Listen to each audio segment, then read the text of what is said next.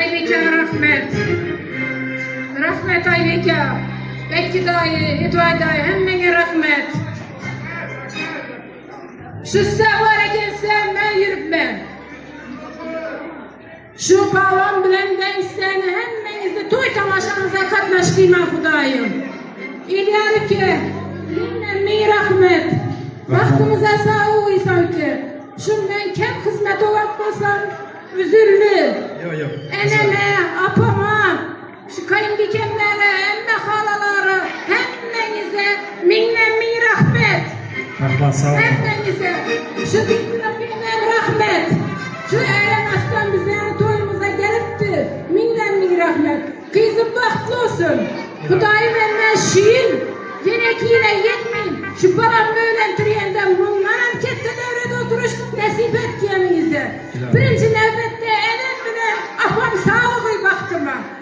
Şu beni devletim elemle apam. Ağyelerim, kaynağalarım, dayıla emmele hemmenize. Başım yakın yere deyince rahmet.